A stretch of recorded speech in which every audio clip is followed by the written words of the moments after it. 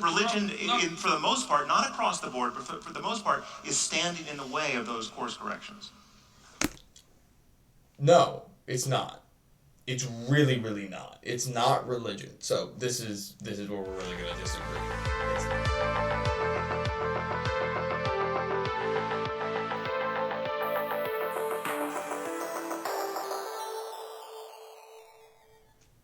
So let me ask you a question here about well-being, because this is something I've wanted to ask you about, but we never seem to get to. So you think that we should maximize well-being, and that's part of your proposition, which I don't entirely disagree with, by the way, that we should ground our value structures in facts. But there's a black box problem there, like I think the black box problem about the a priori structure that we use to extract the facts of the world out. And the black box problem is, if we could measure well-being, it's like, yeah, that's a big problem, Sam. Like, we have measures of well-being, and they're terrible. Yeah. Like, if you, they are. If No. I'm agreeing. I don't think but it's not a problem for my thesis. We don't have measures for anything we care about, really. Yeah, but I mean, if your thesis is that if we had the measures of well-being that were appropriate, we could use them in a positive way, and the response is, but we don't have those measures, it's like, then what do we do? Oh, no, we have measures. I mean, this conversation. So what Jordan is essentially saying is that no theory, no matter how good, is useful if you can't practically apply it. That's basically his argument. But it looks like Harris thinks that we can apply it, despite agreeing that our measurements aren't very good. So let's see where he takes this. Is a measure. I don't like that. That's a measure. Right? You step on my toe and I say, ow. That's a measure. Don't do that again. But that's not a measure of your well-being. It might be a measure of your trait neuroticism. It's a measure of... But I mean that... Okay, so I don't really know why that was an applause line. I like Jordan as much as the next guy. But that didn't feel like an applause line. But his point is that your subjective experience of your well-being can be wrong, basically. And neuroticism means that you're especially sensitive to negative inputs, even if the negative inputs would boost your well-being in some broader cosmic or some broader, more objective sense. Neuroticism is one example, but there's a million different examples of how one's subjective sense of one's well-being can be different from what it actually is, whatever it actually is, which kind of hurts Harris's argument on subjective metrics. These are non-points. No, but I mean this. Well, it's not a non-point, actually.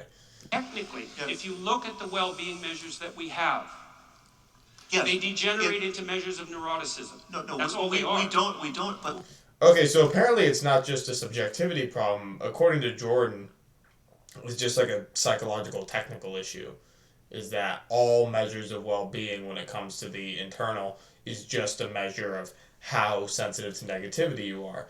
And that makes some amount of sense, right? Because if you're a very stoic person who's like poor, but you're stoic and you care more about family than material wealth, then you'll be considered well by current metrics. And if you're rich but miserable, but taken care of in every other way, you'll be considered not well, which, according to Jordan, means that you're measuring something that you shouldn't be measuring. I think there's a lot to be said with how mindset can influence your internal sense of happiness, but as Jordan says, if all you're measuring is neuroticism, that feels like a bit of a problem.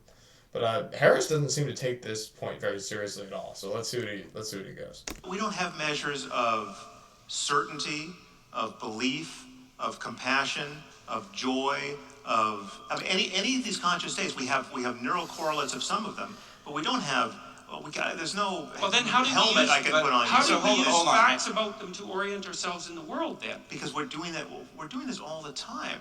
If you've got an instantaneous measure, though. You've got an instantaneous measure of well-being. We can all check with ourselves, see how we feel. But and it's possible to be wrong about that. Right. Always wrong. Yeah, so I think the difference, like Jordan says, is that you are always wrong. And Harris is like, you can be wrong. I think always is probably a bit far. Although if it's always filtered through your internal subjective neuroticism, I guess it's always going to be slightly off. Yeah. So that's the disagreement there. But it degrades as you get away from the individual's ability to check internally.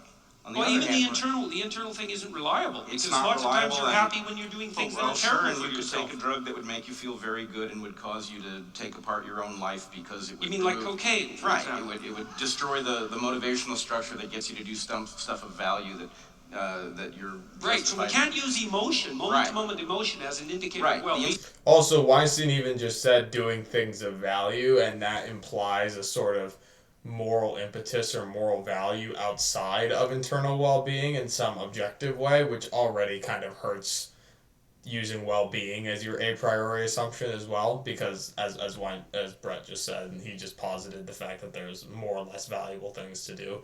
I guess you could say more or less valuable to other people's well-being, but still, yeah, not good.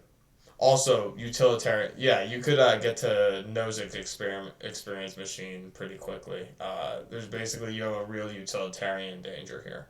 Instantaneous is not good, but you have a parallel problem. It looks to me like the exact mirror image, which is that you've got an integrative, long-term measure of well-being instantiated in an evolutionary belief system, but it's coming apart because we are living in circumstances that are less well mirrored.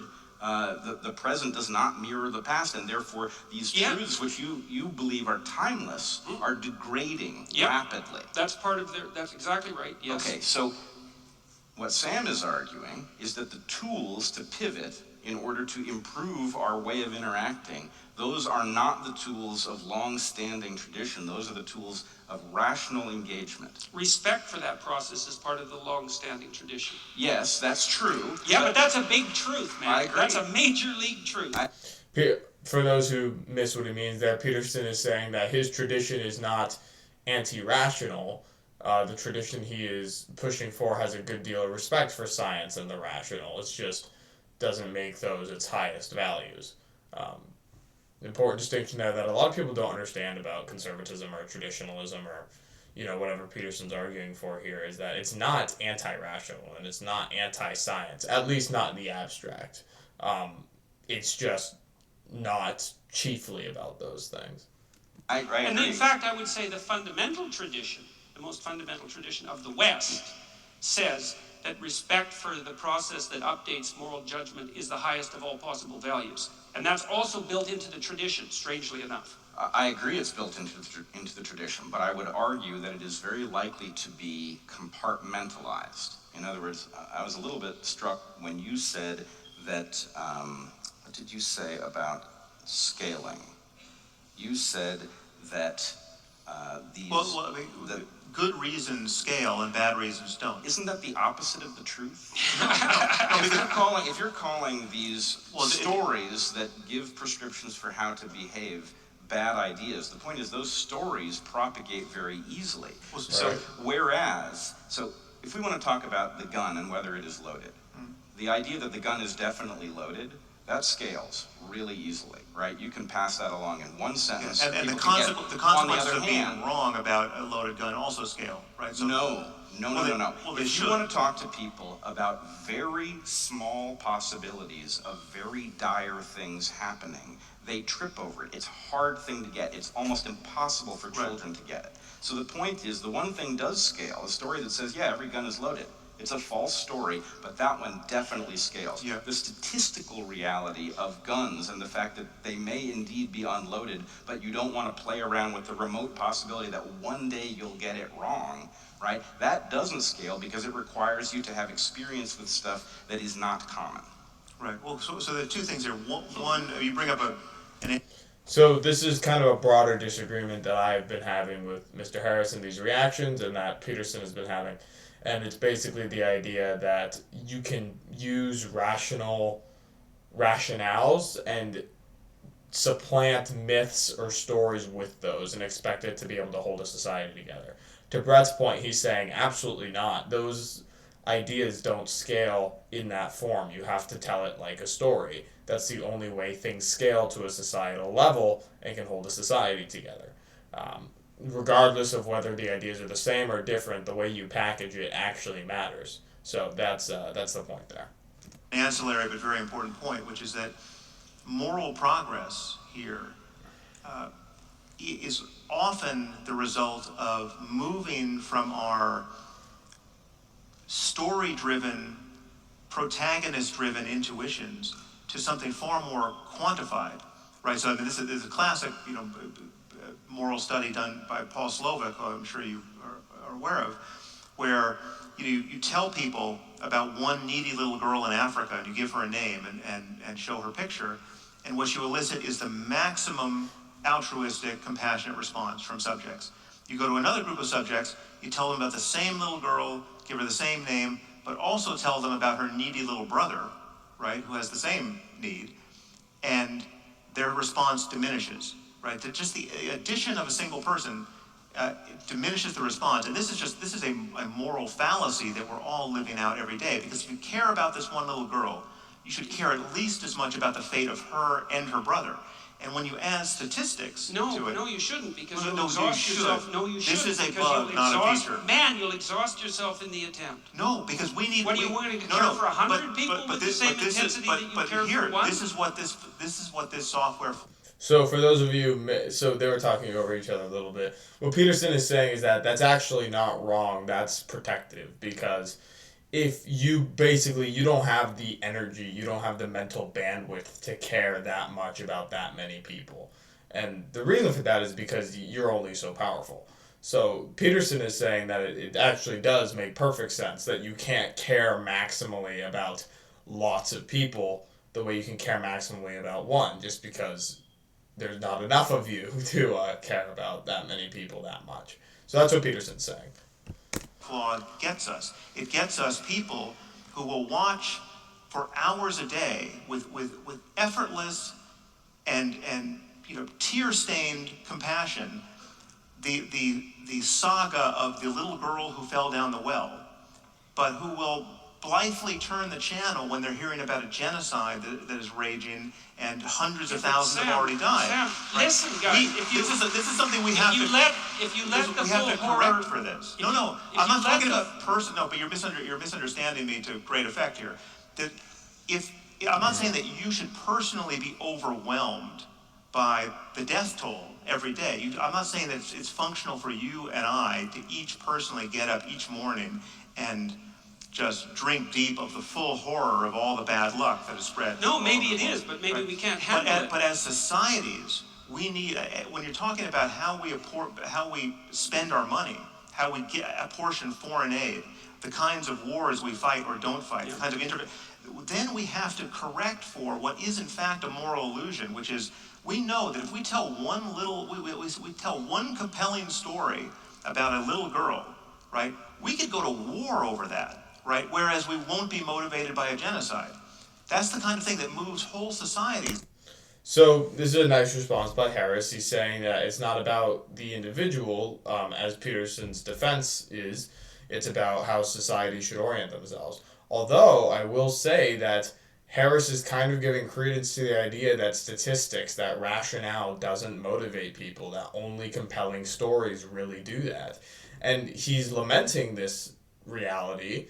But the question is, can you really change it? Can you really just bombard people with enough statistics to get them to care more?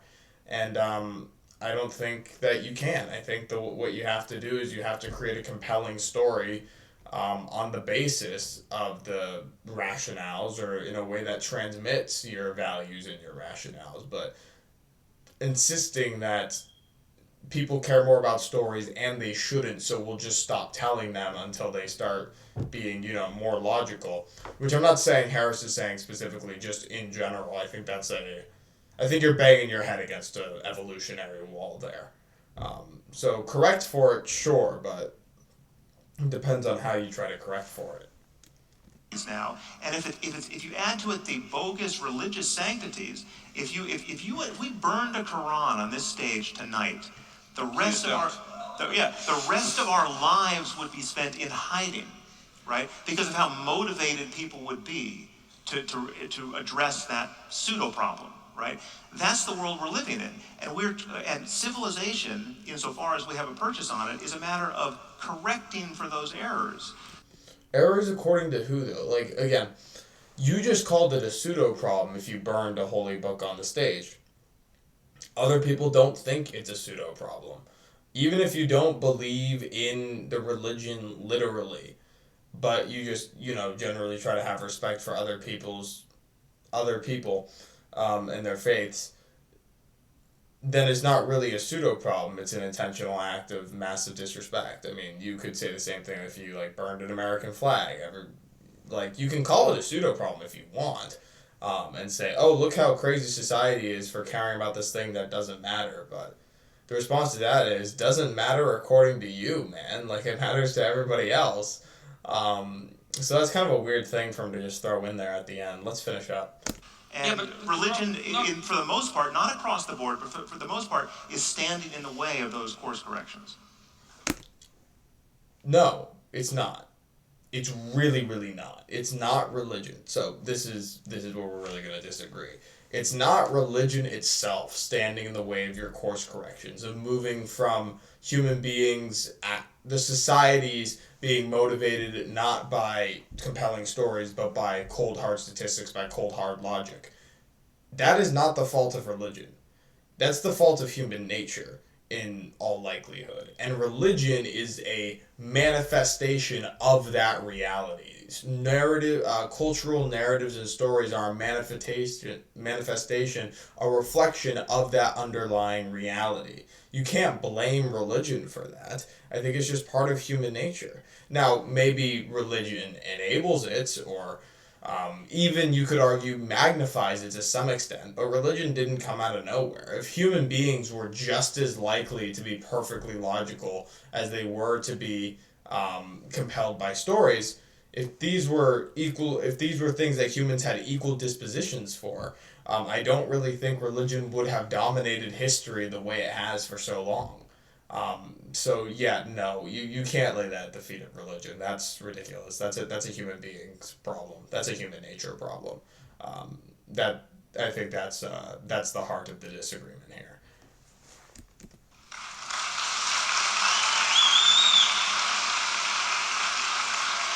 If you want to see more like this, please like and subscribe to let me know. Comment what you thought down below. Thank you all for watching. I'll see you all next time. Bye.